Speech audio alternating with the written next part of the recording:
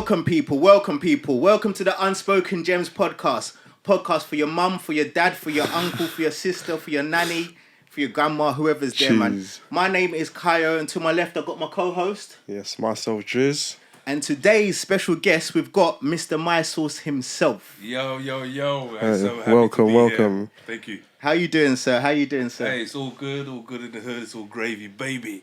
So people are probably thinking, when I say Mr. My Sauce himself, they want to know, why do I call you My Sauce? Give us a little insight about yourself, sir. Yeah, so I'm the creator of a chili sauce, and the brand name is called My Sauce, MYSAUCE. And I'm just out there in the market, man, just doing my thing, just promoting my sauce. And I've got 3 ranges at the moment: spicy pineapple marinade and 2 hot Scotch bonnets. One hot, one mild. And it's a wonderful product. So a bit about your product, sir. Don't be too biased, but what do you think is the best flavour out of the ones you just announced now?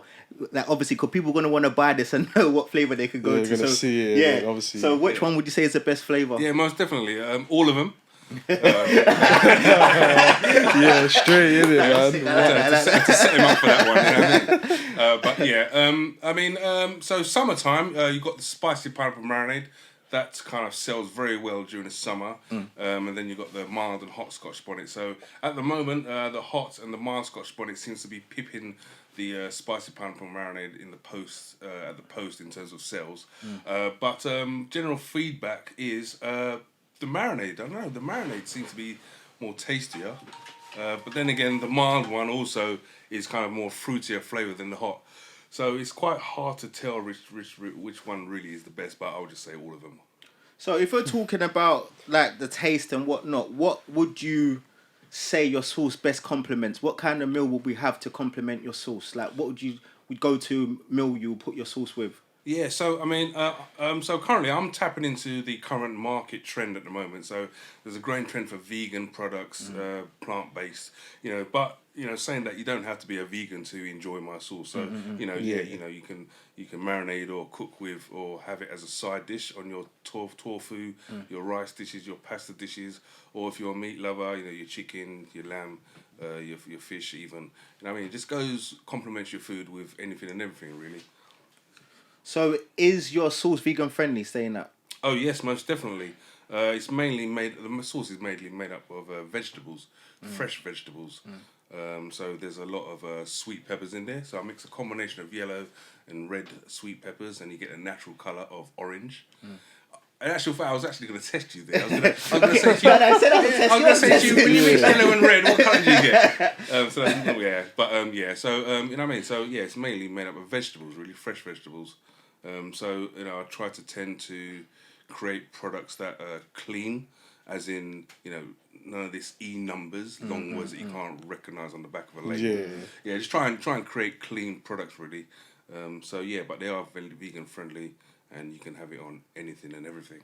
Because I must say, when I do buy products in general, that's one thing a lot of people look at, is the back. Yeah, ingredients. The ingredient side. And I think sometimes when you see a lot of different products at the back, it kind of throws you off a bit. I don't know for other people, but when you start seeing stabilizers and all this kind of stuff, it throws you off. And I think big list of stuff. Exactly. And the fact that you've got natural products is what makes it appealing to more people at the same time. Yeah. So is that the product there? Yeah. Can we have a look at the product? Yeah. Bust one of them. Yeah. Take one, Drizz. We're gonna do a little. We're gonna inspect your product now. I must say, I've actually tried this. I did go to a place in Maryland called Soul Foods Pharmacy. Oh yes. And by chance, I bought this product. I added on Instagram, and I found it was yourself. And obviously, the viewers might not know. I do know Mr. My Sauce. We do know each other. So when I did add it on Instagram, I was surprised. Like, wow. Is this your sauce? So that it kind of grew me towards it more, because I know you, and the fact is, it's such a great product. And in terms of the taste, I bought the pineapple marinade. Chicken man myself, so I just smothered it all over my chicken, and it was lovely. It did complement it completely. As you can see, Drizz, there is the products there in there. It's just all natural products. Yeah, you've got your Instagram there and stuff like that. So in terms of competition in the market, did you find any people that you was competing with? Is there anyone that you kind of look towards when you was making your product to say, look, I like what they're doing, but I can maybe make mine a bit better? Yeah. Is there any other? Do you know what? There's loads of competition out there. The sauce industry is heavily saturated. You know, you go in sort of any supermarket chain and there's just a whole heap of sauces on there. I think in terms of what differentiates me from most of them is that it's clean and simple ingredients that you and I can find in your cupboard. And you know what I mean? So I'm also following the market trend also. You know, there's a growing trend for veganism, there's a growing trend for gluten-free products, healthy options, no added sugar. So that's kind of what differentiates me from the rest. But yeah, I mean, you know, it's been going well so far. I'm just out there doing my thing. You know, I mean, I'm in about 160 independent retailers, and that's just me that's just You me do rocking up on the door. Yeah. Do you know what I mean? Some people have products out there. I see you got one there. Yeah. But I would say to anybody who has a product and the product is shelf ready, i.e. all the nutritional values, the ingredients and all of that, barcodes and all that, it's all good, legitimate, is go out there and knock on doors. Go out there. It takes me literally 2 minutes to get on a shelf. If I rock up on your door, I don't know, independent retailer, find out who the manager is, the buyer is, pitch my product, couple of seconds pitching it, and then they just give me an opportunity. Yeah, let's buy 1 box of each. Boom, I'm on the shelf. But yeah, it's been going well so far. Yeah, I'm just going upwards really. So pitching the products, I think a lot of people find that difficult. Just pitching the trying product to get it out there because right it's now. easy to make a product, but then to explain your product, you have to have the passion behind it, and some people don't have that ability to explain the product in the best depth they can. So in terms of you going to pitch your product, was something like Dragon's Den something that passed your mind? Would you see yourself doing something like Dragon's Den, Levi Roots Way, Pictured it like. £1 million and all that kind of stuff? Yeah, I mean, I would. I get a lot of feedback saying to me, "Yeah, go on Dragon's Den, Now, I'm a person that I'm confident. I've always been confident, but if questions are fired at me that I don't quite know the answer, I panic. And I start talking nonsense, and then I start waffling, and then I get a bit frustrated because I know myself that I'm in a bad position, I'm not in a comfortable position, and I get frustrated within myself. So, but I mean, saying that, I would definitely give Dragon's Den a go. In terms of you pitching your product, who better knows your product than you? Yourself, Yeah, you can get a salesman in, go and pitch my product, but what better person that knows your product than you, if that makes sense? It's for the passion and stuff behind it as well comes with it, because like I say, if you get a salesman, they might not be as passionate about the product as you are, because you know the product in depth. Yes. You know what I mean? Yeah. So that is the thing that comes across as well. But also, so going back onto the source as well, because people might not know your background, because people want to know what inspired you to make a sauce. Yeah, what Do you know what I mean? How did you get into making it? It's a jump, and obviously we don't know what you was doing before you was making sauces, but what inspired you to say, you know what, one day I'm going to wake up and I'm going to start creating my sauce, and like a bit of your background, because when I hear Scotch bonnet, it kind of gives me that Caribbean feel. Do you know what I mean? So just give us a bit of background why you want to do that, and just about yourself in general. Yeah, I mean, I kind of, it was out of survival, really, how I created or came up with a sauce. So when I was young, I was a bit of a tearaway. You know what I mean? I didn't have no parents. My parents died when I was young. Okay. Mum and dad died when I was young. Raised up by my other siblings, older siblings, sisters and brothers and stuff like that. Yeah. And you know what I mean, in school, didn't have no role model. You know what I mean? It was a bit of a tearaway. You know what I mean? Used to love fighting and picking on people in the corridors. You know what I mean? Getting in trouble and stuff like that. So yeah, kind of got expelled from school. Then my sisters said, "Look, you know what? He's getting in a lot of trouble. We're getting in trouble with the police. Let's send him to the Caribbean." To live with my aunt. Now imagine, so I'm a naughty guy. I've been a naughty boy. But when I think of it, I think, hold on, I'm getting sent to the Caribbean for being naughty.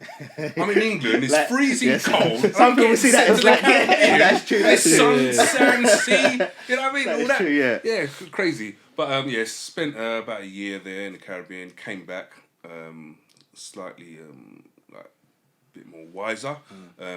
Them days it was quite easy to get a flat, council flat. Yeah. You know what I mean? You just turn up at the council with your black bag with a note from your parents, so I got kicked out. Then you go in a hostel, do a little bird there for 6 months, and then you get a flat. So that's what happened. And I learned cooking skills from my sisters and stuff. So yeah, I had to, didn't have loads of money, so I couldn't afford takeaway. So I had to cook for myself. Yeah. During like cooking, kind of experimenting, kind of created a sauce. And I thought, it tastes quite nice. So I kind of perfected it. I'm cutting a long story short here. But perfected it. Encouraged people to come around and taste my sauce. They did. One friend said, look, let's turn it into a business. So I did. Went into business with a close friend. So my advice, people, if you're listening, never go into business with a close friend. Never go into business with a close friend. That's the realest thing I've heard today. Put it out there. Put it out there today, Because one will have the passion, and one may not have the passion. So with me, I had the passion, I had the drive, I was out there doing my thing, and the other friend wasn't really doing much. He had businesses himself. To create a brand, it takes time and energy. Yeah. But to be honest, he's got other businesses. So he's not going to put his full time into full 100%. And wanted 50% as well. You know what I mean? So look, I said, it's not working out. Got into lots of arguments. I took my product, set up my own company. I gave him the company, gave him whatever money was there, which was minus probably £2,000 to the bank. So I left him in debt. Sorry, bro. But we're here today, man. You know what I mean? We're here today, and it's my product. I've got my own company, and you know what I mean? As I said, sick. So, on the up. Sorry to interrupt, but how long have you been doing it for now then? So I set up the company in late 2017. Kind of started trading late 2018. So maybe coming up 2 years. 2 years now. Okay. And it's been a long, hard slog. I can see it now paying off. It's starting to pay off now. 2 years in. Yeah. People are approaching me now, placing orders. Online orders are going well. I had a distributor call me yesterday and wanted £500 worth of stock. Sick. Okay. Supplied him, boom, cash, done. I mean, so you know what I mean, and the Instagram thing as well, getting lots of followers, kind of getting a bit recognised and stuff like that on the street and that. You know what I mean? Yeah, because I do follow you on Instagram, and I must say your Instagram is like, it's not when you see Instagrams, it just puts a smile on your face. I like the glasses, like the whole vibrant colours, the glasses, and I think that helps sell the product a lot.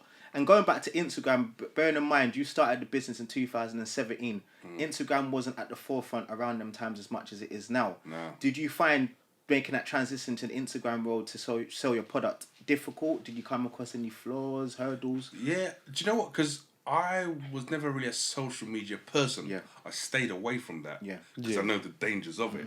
You know what I mean? So I stayed away from it. But as a business, I recognise the importance of having a social media, you know what I mean, a platform to showcase what you do. It's been hard in terms of creating content, good content. Even now, I don't even think my content's even that good. But I'm just trying to. I'm myself. I'm always myself. Yeah. And what you see is what you get. Yeah.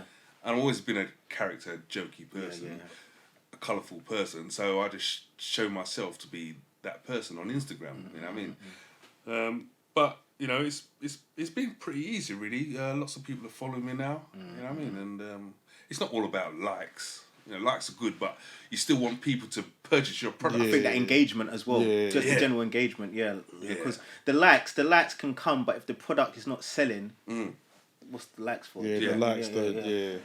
It's true. But talking about hurdles and stuff like that, bearing in mind we're in a pandemic now, we're in a national lockdown, which none of us would have seen a few years ago. We would never think we'd be in this position right about now. No. Do you feel that having a business and selling a product like this, the pandemic has helped you, or do you think it's kind of put a downward spiral on your business. How do you think it's gone with the pandemic going at the moment? I think it's helped. Yeah. I think it's helped. Because at the start of the pandemic,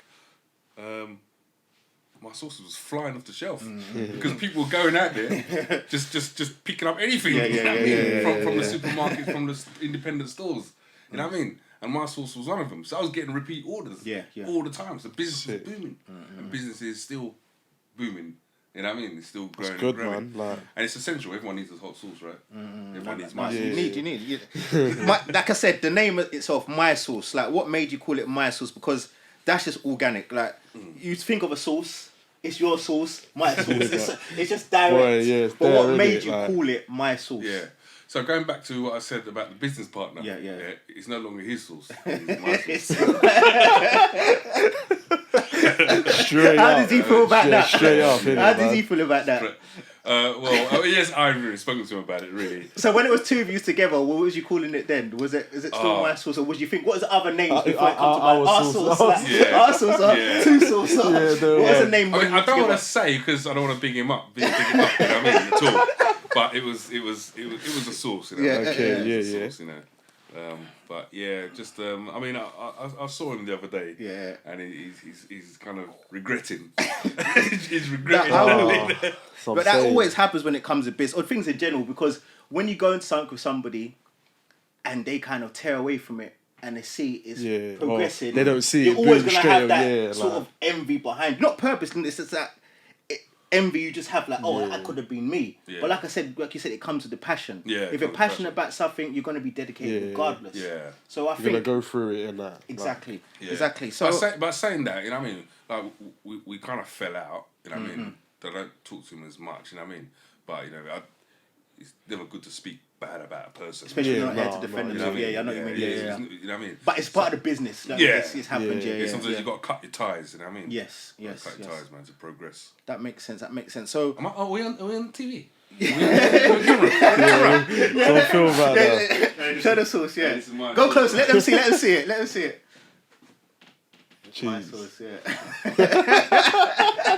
Come on, My Sauce. But yeah, My Sauce. But yeah, when I was watching Dragon's Den, going back to Dragon's Den and just the business world, because when I think about sauces, before I knew about My Sauce, I was thinking about Levi root sauce and stuff like that. Because that's when that kind of sauce world and Caribbean infused stuff come to the forefront of society and people started to look at it a bit more. Yeah. So when we was looking at Levi roots, he was saying that he was getting a lot of his inspiration from like grandmothers and family members. Yeah. Was there anybody that helped you to find special ingredients in your sauce? Like you said, you were living with your aunt for a little while. Did she help you with the process? Yeah. Did she help you to kind of infuse ingredients together? Yeah. No. No. Not at all. It's all you, Yeah, because, I mean, it's always good to have a story. Yep. I mean, sometimes you can make up a story. Yeah. You know what I mean? And say, grandma, this recipe was handed down from generations. Some might be true, may not, you know what I mean? Yeah. But for me, I literally created it, just stumbled upon it, just by cooking. You know what I mean? Cooking, making a kind of gravy, then kind of turn it into a sauce, you know what I mean? And then perfected it, you know what I mean? And then got feedback from it, and then went into business. So it was just self-created, obviously, not taking away cooking, learning cooking skills from my sisters, which I did. So yeah, just, you know what I mean, learning how to cook from my siblings and my sisters, but then ultimately I created my sauce. So you've got, is it two flavors or three flavors? 3 ranges. Okay, 3 ranges. Yeah. Okay. Did you start off with this one? Yeah, just the mild and the hot. Okay. And then increase to a marinade. Yeah. Okay. But saying that, I'm thinking of doing away with the marinade and just keeping the sauce. Table sauces. Yeah, because I'm going to create another one. Green chili and spinach. Green chili. Okay. Wow. Yeah. Wow. So just developed it, gave it to the manufacturer. I'm going to do a little bit more homework on it. But that's going to be coming out probably next month or 2. So how many ranges do you see yourself wanting to have? How many ranges are you looking at? Because like I said, if you get away with the marinade, you're going to put the green chili and spinach. Then you have the 2 Scotch bonnets. Yeah. So what else would you like to add to your range in the future? So I'm working on a vegan mayonnaise. Wow. But this vegan mayonnaise is is different to all the rest.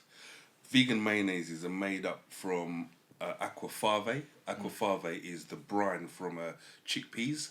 So when you boil chickpeas, you're left with that watery kind of substance. They call that aquafave. Yeah. So rather than using egg, you know what I mean? Egg whites and whatnot. Egg whites and whatnot. Yeah, you'd use that. There's another one, soya. You can use soya to make mayonnaise, to make a vegan mayonnaise. But I'm going to use something different. But I've got to keep it under the lid at the moment. Exclusive. Secret, We've got to get him on the next episode for him to let us know about them exclusives. Yeah, For now, we keep it on a low. So, looking at 2021, people were kind of seeing it as this might be a write-off again, like 2020, which we can only wait because time can only tell. But what kind of goals and aspirations do you set yourself for the end of this year? Considering that we had kind of a difficult year, but in terms of business, it was quite great. But what goals you see yourself at the end of this year? Yeah.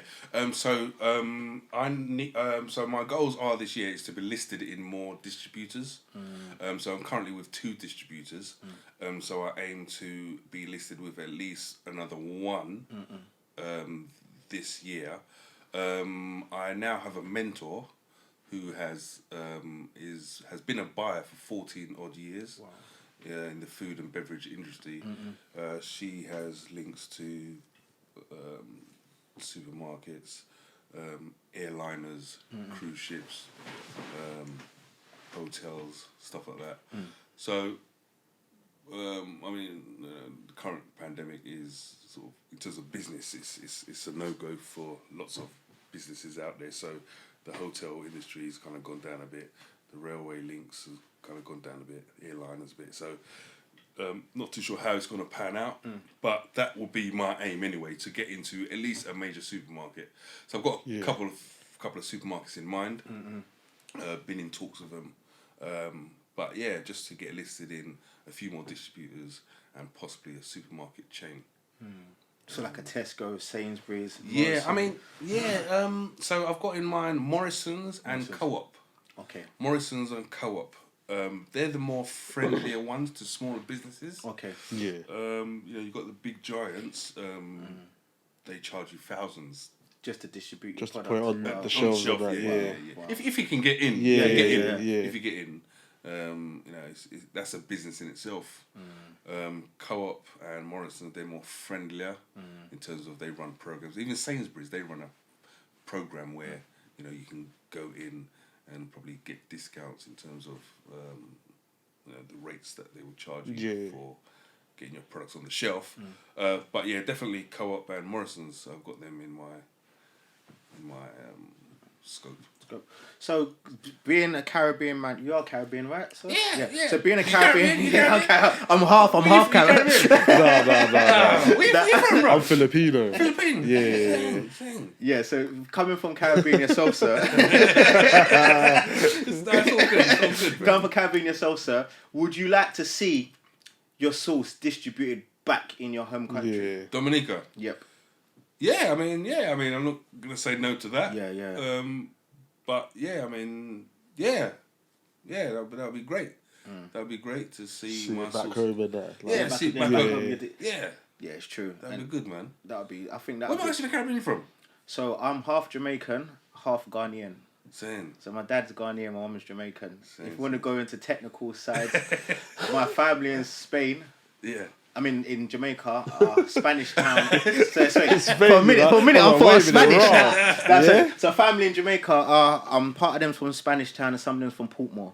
Same. So it's like, you could say it's like the gully side, but there's nice parts like Montego Bay and stuff like that. Yeah. So have you been back to Dominica? Yeah. When I was 15, I was 16. I landed in my 16th birthday and came back when I was 17. Went there for a year, worked over there. My aunt lived in Roseau, the capital of Dominica. Nice, lovely house and stuff. I mean, it's on a different level. Worked over there. And my cousin was over there as well, from Sweden. So I've got Swedish cousins, Fredrik. His rap name is Scoob Rock. And his sister Josephine as well. She's a fitness instructor. She lives in New York at the moment. And Yeah, man. Yeah, it was there. It was lovely. Yeah, I would definitely love to go back again.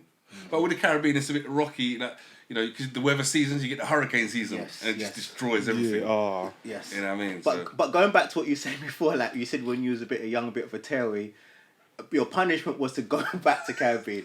And people don't understand how lovely the Caribbean is. Like, even when I go back to school, like when we was young, like kids that were naughty, they'll be sent back to Africa, or they're sent back to Caribbean. But when you look at it now, that wasn't really a punishment, if you get what I mean. Obviously, you had to, because you learned, you got good education, you got good food, and it's like all these things that we took for granted, you don't know how good they are until they're taken away from you. Yes. Do you know what I mean? Like, even down to, like, look at the pandemic now, we took so much things for granted. Just going out to eat. We can't do that now. You know, doing certain things. But when it's taken away from you, you then think, whoa, I took that for granted. Do you know what I mean? So well, Janet Jackson, you don't know what you've got till it's gone. Exactly. Is on the song, innit? Yeah. Exactly. But the punishment would be for, you know, when you get sent back to maybe Africa, is that you may not come back. Oh, you might. You may not come back, bro. You know what I mean? One-way ticket and that, that's it. There has been people like that in my school when I was young. They didn't come back. And we was like, what happened to them? We thought, they was in Africa. Just leave it as that. They were in Africa, they might not come back. Tell me about the Philippines, man. Was you born there? Or? No, I was born here, man. Same. Yeah, but obviously my peoples are from there and that. Yeah, man. Could you see my sauce in Philippines? Yeah, 100%. But the only thing is, I don't know, Filipinos can't really take spice like that. But I can, so I don't see why not, innit? You know what I'm saying? Yeah. Mr. Mice, was that a business venture you're trying to, like, international, international and that. Why not, innit, man? Trust me. You know what I'm saying? Yeah, sometimes you got to be a bit of an opportunist. Yes. You got to be a bit of a hawk, you know what I mean? Sometimes. Scout out what's available to you. And trust me, I am an opportunist. You know what I mean? So do you go in shop sometimes, like, obviously when you're saying you're pitching to people, would you go in a shop and be like, that shelf looks a bit empty, I can see my sauce there? Or do you just look around and generally get a feel of if your sauce can sell there? Do you speak straight direct to the manager? Who do you go to if you want to try and put your sauce on a shelf in shops? So my sauces, I mean, it's kind of, you know, on the middle end of the market. So you've got low end, which would be like your shop around the corner. Then you've got the middle end, the kind of fancy kind of groceries and healthy food stores, and then you've got the higher end. I know you kind of Selfridges, Fortnum Masons, Harrods and whatnot. Kind of high end, you know, I mean, posh places and stuff like that. So you know, I just sort of, I could be driving one day, or I'll have deliveries, but on my way to deliveries, I might spot a fancy health store. So I'll just boldly go up there with my free products in my hand, find out who the manager is. Hey, how you doing? Hi, my name is Gilchrist Thomas. Thomas Kondiments is my company. I'm the creator of my sauce. These are my free products: mild and hot Scotch bonnet and spicy pineapple marinade. They're plant-based, gluten-free, no added sugars, low salt content. Comes in packs of 6, manufactured in the UK, BRC A grade accredited, 24-month shelf life. My selling price point is my retail recommended price is Jeez, that's even hurts. And then that's it. Boom, in.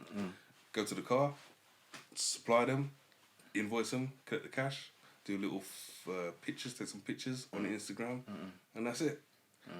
I mean, phone them up a couple of weeks later. How's it going? Yeah, we sold out on the hot. Give us 2 more cases. All right, deliver, and then that's it. It's fairly simple. It's fairly simple. Yeah, sick to see that side, isn't it? Like, of how you distribute out and whatnot. It's sick. It's sick. Like I was before. Was it about a couple months ago? I was in Ipswich and I went to like a pop-up store. Like it was like a market.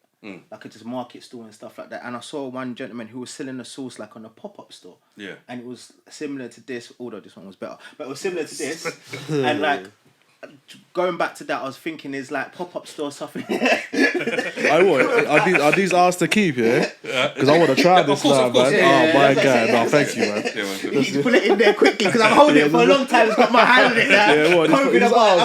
Is this ours, But yeah, no, big up, man. Thanks for that, bro. But yeah, like I said, going to pop-up stores, is that something you've done, or like going to markets and having a stall to promote your stuff? Have you done that before? Is that something you might want to do in the future? Yeah, no, that's what I do. Okay.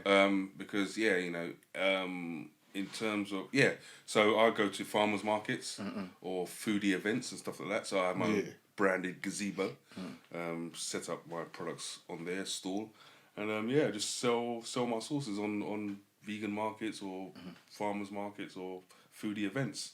That way, I mean, it's about marketing. Yeah. And people like to see the face behind the brand. I was gonna say that. I mean, they do. I'll always. I mean, I say that now, but I think I would always be out there selling my sauces, even if I got a £500,000 contract with Tesco's or whatever. You still I gonna would be still the face go out there.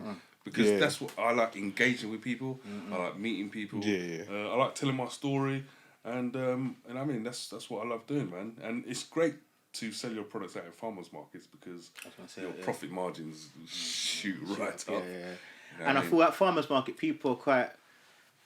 There's loads of people. Yeah, and they're happy to spend. Yeah. Do you know what I mean? They're happy to spend in farmers market because it's something they won't have in a high street. You can't get anywhere else. That exclusivity and that kind of nostalgic, original kind of feel when you go to farmers market. You can't get that in a normal market. Yeah. Because you get artisan, innit? Artisan products when you go to farmers markets. Stuff that you may not see in the mainstream, but it's all about quality. You know what I mean? Artisan products are made from quality ingredients, and that's what my product falls into, right? Really, the artisan category. So, as this has got Scotch bonnet on it, do you know the Schofield level of your? I was hoping. No, I was hoping. Because I was going to Google, but no, I say that because when people look at Scotch bonnet, look at peppers, I see there's 6 chili signs here. Yeah. So, because I was gonna go on to the next question of has anyone tried this sauce before? Oh, there's 5 chilies. My bad. 5. Has anyone tried this product and had a bad it's too hot for them? Yeah. So that's what I know about the Schofield level. Can't hack it. Some people do, but generally, because anyone can create a super hot sauce. Yes. Anyone, do you know what I mean? Yeah. But for me, it's about it being palatable. Yes. The heat is palatable. It complements your food rather than burns your mouth. You're running on the floor. You can't enjoy your food and that. You know what I mean? You can't enjoy your food. So it's palatable heat. You know what I mean? But most people try it when without any hardo bread, without any biscuits, without any crackers. Can people try it straight like this raw? Yeah. So Drizz, saying that, now we've got Mr. Mysel saying, can we open this bottle now, yeah? Yeah. Let's open this bottle and do a taste test now. And then we're going to give you to taste something after. Yeah. Give it a good shake. Have you got anything? Okay. Yeah. We do straight raw. But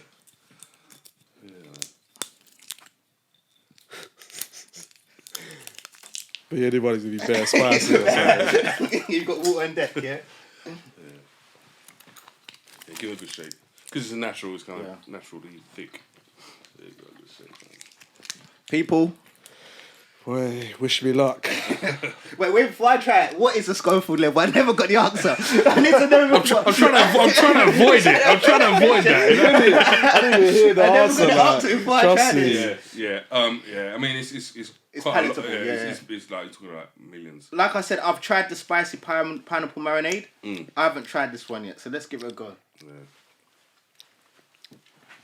Oh, that's actually nice, you know. It's got that kick, but it's nice. You said, it's handleable. It's like you can handle it, innit? And I think Scotch bonnet is one of them. Yeah, because normally, sweet. you try these sauces and it's just overpowering, and it's just like boom. But you know what? Actually, tell the truth, this is actually nice. That's nice. It's got the kick, but it's a comfortable kick. Yeah, you know it's calm, like you can have it again. It makes you want more, if anything, as well. Because I've grown up on hot pepper. What sauce do you have in Philippines? What kind of hot sauce do you have in Philippines? It was more of a ketchup type of thing, you know. Yeah, they don't really not really like Thai sweet chili sauce and that. Like, if anything, but nothing too mad. Yeah, because same like me, we had that hot pepper sauce, and in Ghana, for my Ghanaians, we have something called shito. I don't know if I pronounce it right. If any Ghanaians are watching, excuse me, but we call it shito, and it's hot.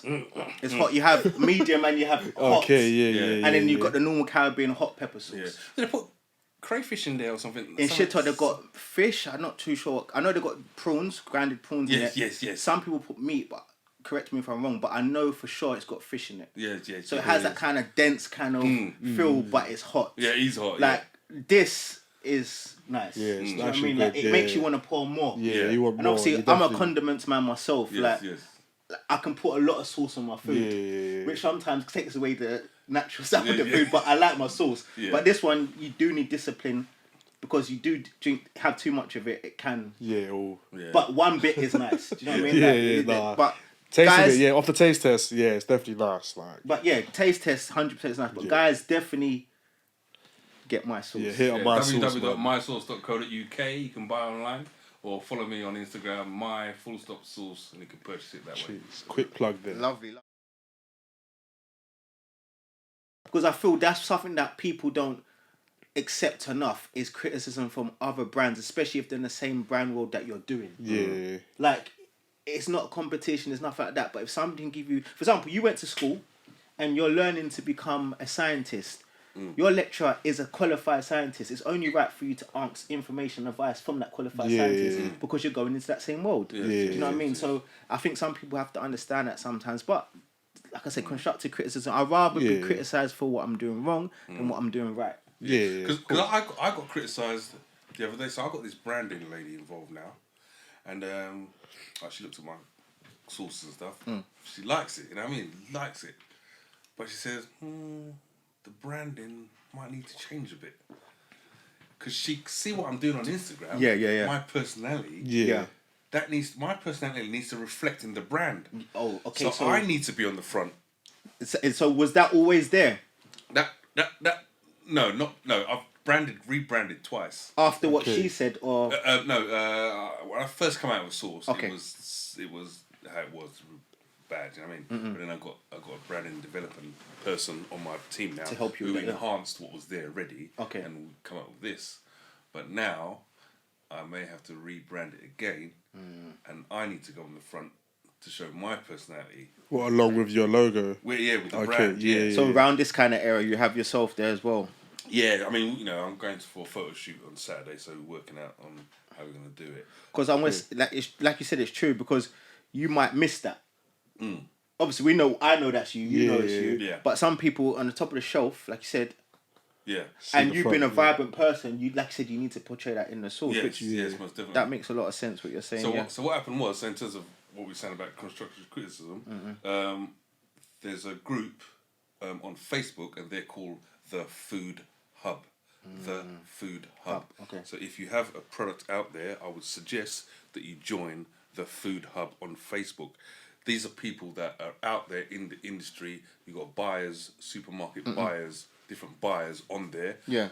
You have people that have products that are in Waitrose, Sainsbury's getting listed, and you've got people that are starting out. Any advice that you need, you can go on that group, ask the question, and you get answers. So what happened was, I put it out there, I put my images on there, and I got some feedback. And I got constructive criticism. You know what I mean?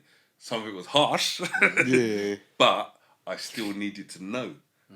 And I've taken out, you can't please everybody. You know what I mean? If you get 10 comments, you can't take the 10 comments and change everything. No, you got to take out the main bits. But it was established that, I need to be on the front. Things need to be clearer. To minimise the colours and stuff like that. It's a bit busy at the moment, you know what I mean? So that's what I'm going to do, you know what I mean? So constructive criticism, it's all about taking things on board from people that have that experience and just taking from it, and you know what I mean? So that's what I've got to do. I've got to slightly rebrand it again. So when you was getting that constructive criticism, how do you filter the parts that you think are productive to your brand and the parts are not going to be useful to your brand? Like, obviously, if you get 10 comments, like you said, you're not going to take all them 10 comments on board. But how do you filter out which ones you should take on board? Yeah, I think just sort of looking at other source examples and seeing, look, they're quite minimalistic. It's not so busy. It's just simplicity. It's clear. Colours is not too busy, not too many colours, you know what I mean? Yeah. So that's kind of the feedback that I was getting. So I thought, I agreed with that, and I just took that on board, and that's what I've got to do. You know what I mean? It was all constructive criticism, to be honest. It was all. Some of it was harsh, It's always harsh, man. Like, you'll get that, innit? yeah, like kind of like insulting. You know what I mean? No, but I think you have to take that sometimes. You have to go through I think it, that's when you see the man behind the brand, because you have to take them harsh criticisms. Yeah. And that's what I did. I just responded. Thank you for your feedback. Yeah. Really appreciate it. Yeah. You know what I mean? Was you hot? Was you feeling a bit like... One or two. A little bit heated, like. I can't, yeah. Because one guy commented, Yeah. and I remember I helped him out. He asked for something. And I sent him an email and I helped him. Yeah. And then he's giving me that. You're thinking, do you not remember the email I sent you? But I had to be professional. Yeah. You know what I mean? I had to be professional and say, yeah, you know what, I really appreciate it. You know what I mean? And yeah, so that's what I got to do, man. Change things up. But yeah, not a bad drink. Yeah, all good. So, Mr. My Sauce. So, where can we currently get this sauce from now? Because I got mine from Soul Food Pharmacies, which is a natural, organic, healthy store, which I stumbled across because I'm a health fanatic myself. So I stumbled across it. But for people that might not be that much into health, but will be wandering around, where can they find your sauce? Because this is a healthy sauce, but not everyone's going to go to health shop to get it. So no. where can I find this sauce? I'm thinking, man. Let's see now. So Areas. Obviously, your website. Yeah, Obviously, your website. But I mean, if you go to my website, you'll see most of the locations on there. But if you're in Walthamstow, you can go to Eat 17. That's Orford Road, Walthamstow Village. Eat 17. The new village, the new part. Eat 17 Spa. Eat 17 Spa. They also have a branch in Hackney, Chatsworth Road. You know what that is, yep. Yeah, Chatsworth Road, Homerton End. In there, they also have Hammersmith. They have another branch in Hammersmith. So I'm in there. I mean, lots of health stores, man. Like Hackney. I mean, there's so many. I can't even. That's good, because it's about editing. It's about editing. I'm about. I'm about. You know, I try to supply a few little low-end stores, like little shops around the corner. Yeah. But that's not really. You know, I mean, not everybody would want to pay sort of like £4. I was going to say that, yeah. So how much is the current price? Yeah. So you're looking at, say, between like $3.50 and $3.79. Okay. I mean, or $3.50, $3.99. Okay. Yeah. And what made you create that price? Like, what? Because sauces, if you was to go buy a Heinz ketchup, being a ketchup man, how much is ketchup on the shelf? Yeah, it's like, £2, isn't it? So along them lines. So what made you price your product around that price? Yeah. So you got the manufacturing costs and the type of audience that I'm targeting. You know, as I said, it's the middle end of the market. Yes. So you got low end, cheap. You got middle end, bit pricey, and then you got high end. Yep. So I'm targeting that middle end of the market. So you know, when you go into your health stores, you're not going to see cheap products. Yes. You know what I mean? There's a value to it. If you want to eat healthy, there's a value to it. To eat healthy. You know what I mean? There's premium prices. You know what I mean? That, you know. So yeah, that's kind of, and looking at other sources and looking at how they price structure their products. So yeah, I mean, I think $3.50, $3.99 is a fair.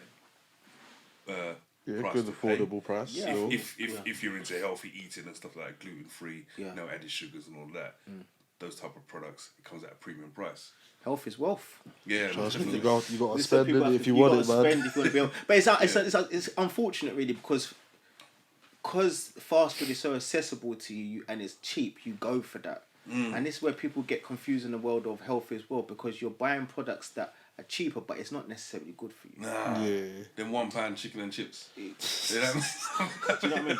But Michael, we've all grown up on £1 chicken and chips. But as you got, like, I wouldn't lie, I was banging that when I was in school. Yeah, but I don't know, as you got older, with ketchup and mayonnaise, and a bit of burger sauce if it's there. You know what I mean? So it's like, but as you got older, you realise it's not actually worth it. If you know what I mean. Obviously, it depends on people's financial stability, because obviously if you haven't got a lot of money, not a lot of money, but if you can't afford the high-end things, I have no issues with people who are still purchasing them products. Yeah. Because that's what they can afford. But if you have money and you're looking at wealth and health, looking at health, then pay for what's good out there. For what you want, innit, man? Going to buy some fruits now, you was going to the supermarket, to make a smoothie is expensive. Let's not get it wrong. To make a smoothie, how much is grapes? Grapes is £1 something. Bunch of bananas £1. Yeah. Blueberries and strawberries £1.50, and that's why people are getting into growing their own stuff now. So is that something you would like to do, like in the future? Maybe growing your own ingredients and putting it into your product. No, it's long. long. I ain't doing that. No way. I ain't got time for that. I just front of a manufacturer and get them to do it. You know, it's done. Yeah. I mean, you know, that kind of sustainable living. That's kind of like an in thing nowadays. But obviously, you're making your sauces in house, though, isn't it? Right? Nah, I used to. Okay. That's where all products start off. In the kitchen. Okay. Right. So it when I first started out, I was cooking, I was bottling, I was labelling. Off your own nightmare. Complete nightmare. There was sauce on the walls, everywhere. Boxes here, bottles there. The wife complaining. It's a nightmare. I did that for a very short period of time. And I realised, you know what? It's costing me so much time. I ain't even got time to go out there and do what I need to do. Move it about. So I quickly researched, got a manufacturer. This one was an expensive manufacturer. After I realised, you know what, they're a bit of a rip-off, so I changed manufacturer. This one's a much better one now. And I get the product down to a good price. Good price, you know what I mean? And it's done, just phone them up, place an order, 3 weeks lead time, like it takes them to cook the sauce, then ship it over 2 weeks. And got a pallet, boom, and I just move them. So for people that don't know, because there are people probably watching thinking, okay, it's his sauce, but he gives it to manufacturer. How much creative control do you have in it? So in terms of your sauce, you give the ingredients to the manufacturer. And they'll make it up with your ingredients. Do you taste it before it goes out again? So, for example, if you got a new flavour, would you taste it before it goes out? Yeah. Okay. So it starts off. You develop. So when you got a manufacturer in place, you develop a product. Yeah. You give them the ingredients. You would then draw up NDA, non-disclosure agreement. They're signed to say. But some manufacturers don't like to sign it because they're not in the business of copying. Taking they can if they want to analyse anything, but they're just making it. Do it if they want, but that's not their business. But so you get that in place. Send over your samples, making sure that it's all kind of ready in terms of the pH levels, making sure it's the right. It's all sort of ready to go. You give them that. They mimic it. They copy it. Then they will send you some samples. So that will kind of go back and forth. If they send you a sample and you think it's not right, maybe add a bit more Scotch bonnet in it. Then they'll send you another one with more Scotch bonnet. Or I don't like the way it tastes. It tastes a bit too sour. Put a little bit of agave. Agave is a plant-based substitute to honey in it. Honey. Plant-based, vegan. And then it comes to a point where, you know what, it tastes right. Let's go with that. Okay. So then that's how they'll make it. You know what I mean? And then they'll make it, and then then that's it. It's done. So where would you go to source out manufacturers? Like some people won't know. Where, like, if you made a product now, they want to get manufacturer. Where do people go to identify that manufacturer? Yeah, it's easy to find.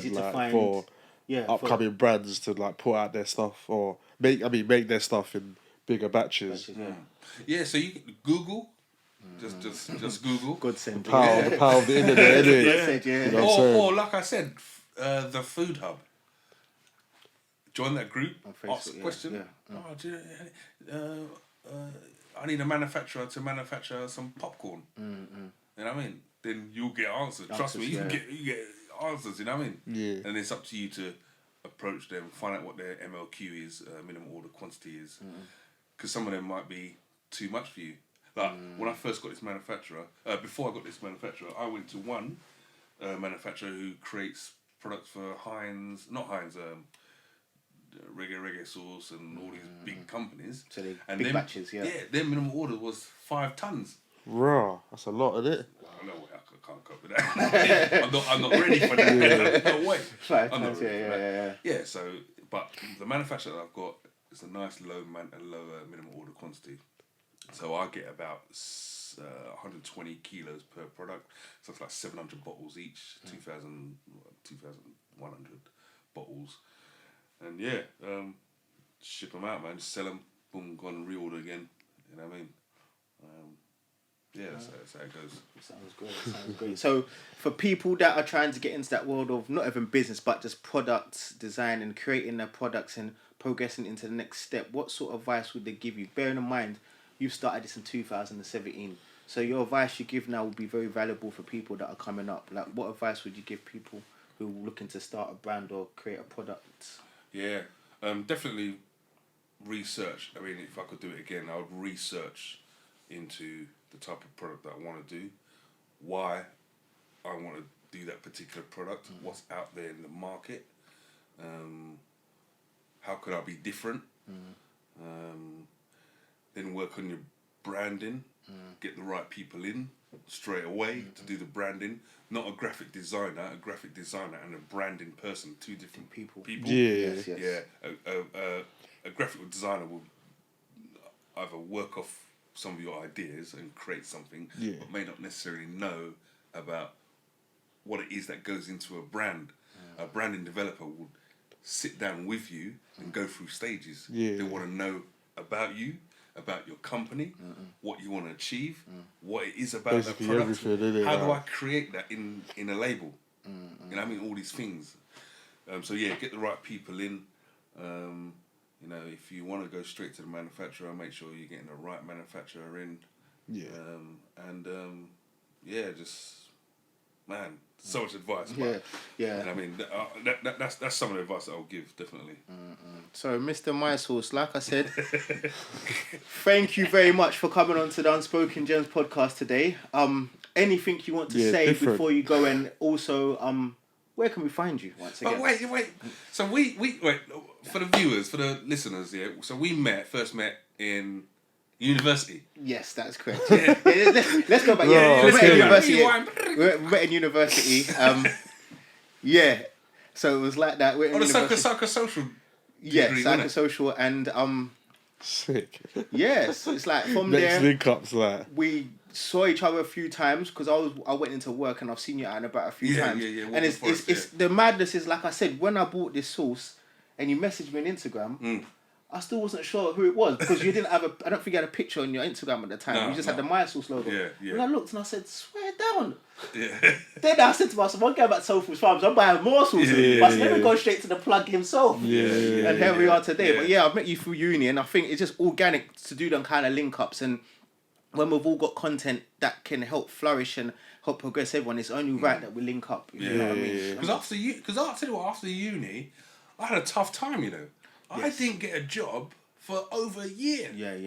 Like, I think I did speak to you, but you were telling me about it. Yeah. So how long ago was this? 2012. I graduated. Oh wow, them times there. Okay. 20, I know it's not my age. No, obviously, don't reveal it. Don't reveal it if you don't want to. But obviously, because I was struggling, man, to get a job.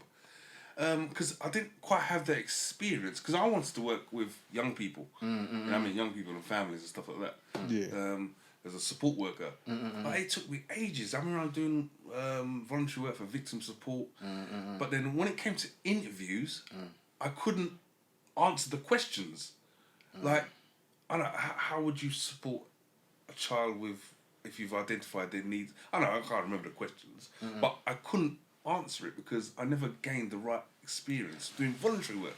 This is what I'm saying. This is the unfortunate thing about voluntary work. Voluntary work is good for you to put your step in the door, but you're not gaining the necessary experience you need to take yourself to the next step. So when it comes to you doing them interviews now and trying to answer the questions they'll answer you is very scenario based. If you haven't been through that scenario, how do you answer the question? Because I hadn't. Do you know what I mean? You can't answer the question. So it took this lady. I went to one interview and I kind of done a bit of research and stuff like that, and I think I've done well at the interview. But this lady, she gave me an opportunity. She saw me and she thought, this guy needs experience.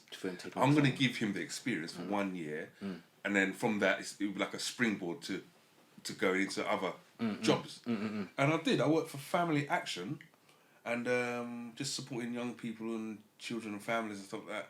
And I gained that experience. So when it come to me leaving that trial period and going for another interview with Nacro. You was prepared. Nacro, I was prepared. Yeah. Firing me questions, I gave them scenarios. You know what I mean? What's the thing that Kay said in the first episode? The 3 Ps. Plan. Planning prevents. Was it? Plan, prevent, and prepare, or something like that. Or I can't remember, but it was the 3 Ps. Yes. And that scenario you're speaking about right there, it boils down to that motto. Because if you don't do them 3 Ps, you'll never be ready. Yeah. And like I said, even go back down to your source. 2017 is a long time. And I'm sure you've had your hurdles down the way. Yeah, man. Even down, and I think even down, like you said, when you come out of university, you had that struggle. People need to go through struggles to understand when they have that struggle again, how to accomplish and get past it. Yeah. If you don't go through struggles, when the struggle comes across, you don't know what to do. You don't know how to You don't know how to deal with it, and I think that is the beauty of life. But I've always wanted to go into business myself. Because, you know, I won't say I'm a rebel, but, you know, I've always kind of wanted to do things my own way. Yeah. You know what I mean? Yeah. And even like social working, there's only so much you can do, like, or as a support worker. Certain things I wanted to do with the young people, but I wasn't allowed that because the manager just wouldn't allow me to do that. But I've always wanted to be my own boss. Always wanted to be my own boss. And this is an opportunity that I've got to, you know what I mean? I'm going to business now full time. You know what I mean? So yeah, I'm my own boss. And I think you can express your creativity more. Like you said, when you was doing work before, you have creative ideas, but you can't pull it into fruition because the managers won't let you. Now, anything that comes to your head now, you can pull it in, involved in your product. No one's actually stopping you. And like I said, it's then you having to make the mistake to learn or make the right choice to progress. And that's the goal of everyone wanting to be their own boss. Most definitely. Like, you've done the 9-to-5 world. Do you prefer the self-employed being your own boss more than 9-to-5? I mean, it's more pressure. You know, when you're PAYE, you know what I mean? You go into work 9 to 5, and you get paid, it's you get secure. national insurance sorted. You know, you don't do nothing, you just work and go home. You know what I mean? But you're self-employed, right? You're under pressure now. Because you need to earn money for the company, earn money for yourself. You know what I mean? Then you got your own accountant. You know what I mean? You need to make sure your bookkeeping is all in order. And mine isn't. I mean, because I'm behind paperwork. You know what I mean? But all these things, man, it's down to you. You know what I mean? And but it's hard work. I try to kind of balance family life and business life.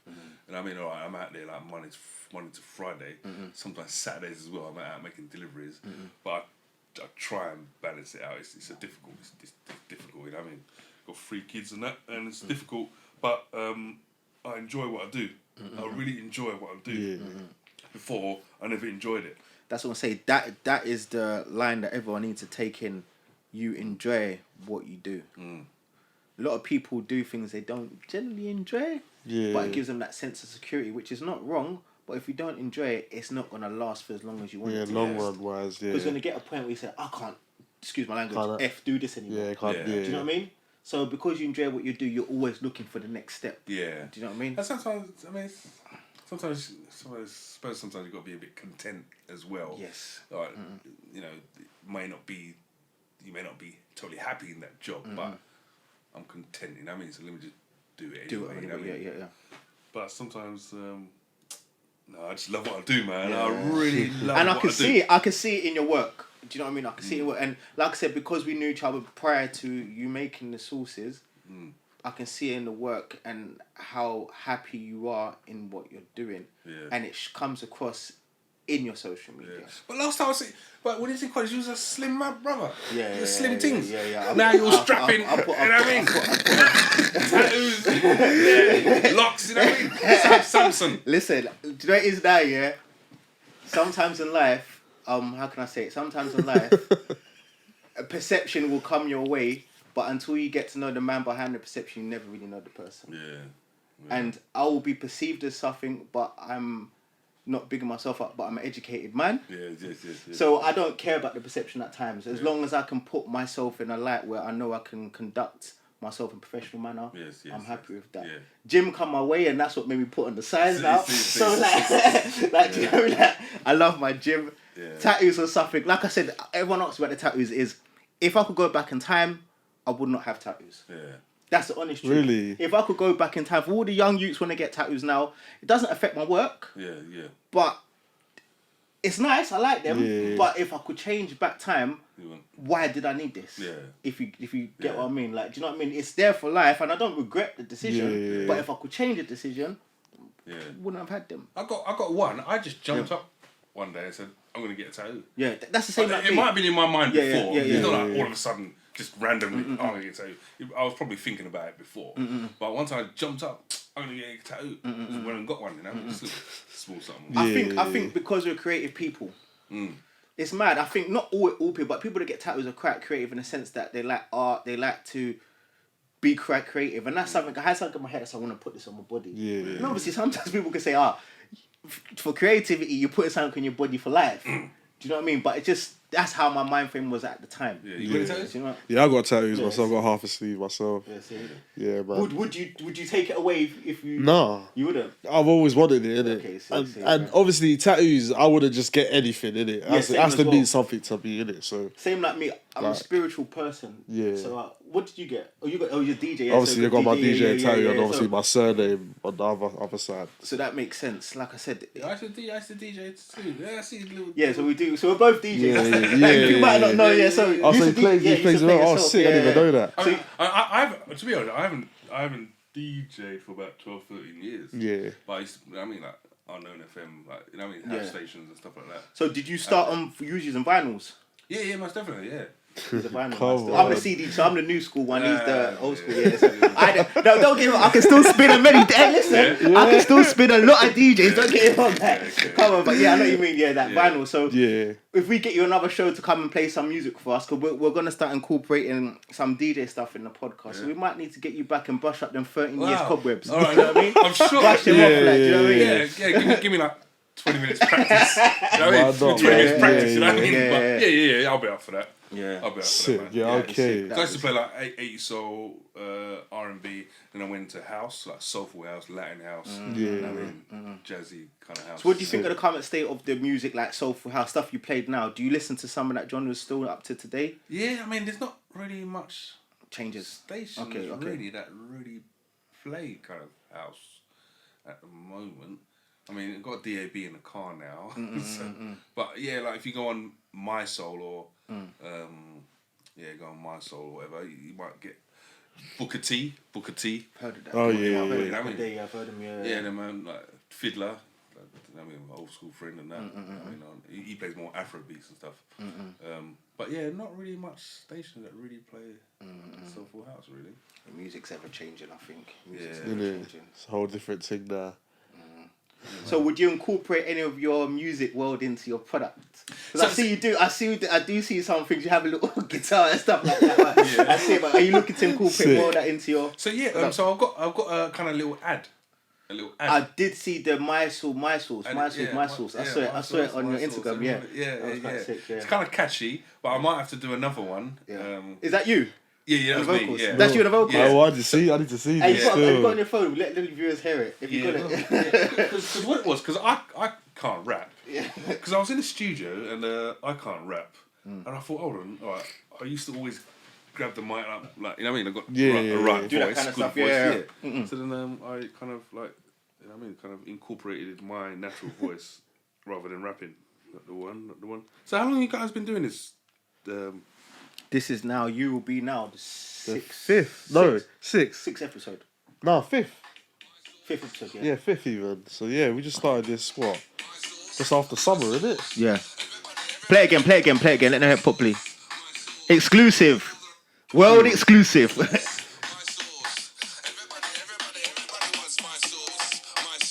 And actually, you spitting the tune, yeah? Okay.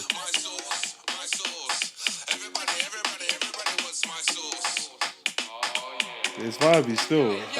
Representing Thomas Kondiments Limited. And there's a brand new product out there that's hit the market, that's hit the streets. It's called My Sauce. And believe me, everybody's going to want my sauce. My sauce. Yeah, it's a vibe. It's vibey still. It's a good beat. Yeah, you get me. Oh, well, that's kind of... No, it's sick. It's got the Afro swing kind of vibe to it as well. And So have you made an advert to that tune? Yeah. What? Or you visual? planned it? Yeah. Yeah, I want to do one. You know, Yeah, I want to do one. Yeah, I see that. a visual, about, with the sauce, with the sauce like my sauce. Yeah, I see the visual that'll run. floating about. You get Yeah. me? So it's because when you approach somebody that can shoot such things, you have to have a storyboard. You know what I mean? A story. Yeah. Because you can't just turn up there and what we're gonna do, and you start making You have to stuff bring up. the idea. You have to bring the them. idea. Yeah, you know what I mean? So I mean, I've got so much on my plate, and that's the thing being a one-man band. You know what I mean? You know, you got many hats on. So yeah, one of my hats is the creative side of the company. So yeah, I just need to sit down. I've kind of visualized how I kind of want it. Because I'm kind of a bit of a comical person anyway. Yeah. I kind of want it to be comical. Yeah. You know what I mean? But serious. You know what I mean? Yeah. But yeah, would you be up for getting involved in that? Yeah, Why not, man? Yeah, why not, I'll man? be up for that, Definitely, 'cause like. Like I said, you saw the vision as soon as you got the Yeah, track. you can hear it. Like when you hear the tune, yeah. you can see, kind of see like an advert to it, innit? You know what I'm saying? Visual Where would you advert. shoot something like that? I'm trying to think. My sauce. Trying to think. You need to have shoot in a location that's. Or do a green screen. Because would it be one? true. Yeah. Would it be one? I think it might be a series of a few different locations. Yeah. Or people holding the sauce. Yeah, like You sing and you with them. Yeah. Each different location. Yeah. My sauce there, dance with it. Another person, another person. Yeah. That makes sense. Yeah. Or I can maybe use some of the stores that I'm in that get the shop owners To come get out. involved. Yeah. I don't know, man. That. So much. The visions Yeah, is you there. can play with it, man. There's like Yeah. so many like. I think ideas the you hard come work up with. is not done, but the foundation is there. Yeah. It's now just progressing the foundation. Yeah, having fun with it, man. Have fun You with get it now, me? yeah. Like I said, enjoy man. yourself. Yeah. Don't make it too complicated for yourself, because then you stop enjoying. Yeah. Do you know what I mean? That's the main thing. But Trust me. my sauce, like, Yes. Cheese. like I said, Instagram. Please give it to them again, please, sir. Yeah, it's Instagram, my full stop sauce on Instagram, or you can check out my website, which is www.mysauce.co.uk. You can purchase my sauce online And why is your sauce better than everyone else's sauce? because it's plant-based, it's gluten-free, it's a healthy option, no added refined sugars, and it's a quality product. And every bottle sold is in support of what I'm trying to achieve. So support a local brother. Thank you, brother. Cheese, Thank my you. sauce. Thank you very much for coming today. Hey, it's been a pleasure. It's Thank been you a pleasure, for, yeah. You know what I mean? Invite me onto the Unspoken Gems podcast. And he's dropped so many gems for you today, Yeah, especially if you want to get into this definitely, world. man. So, thank you once again, sir. Respect. Thank you, bro.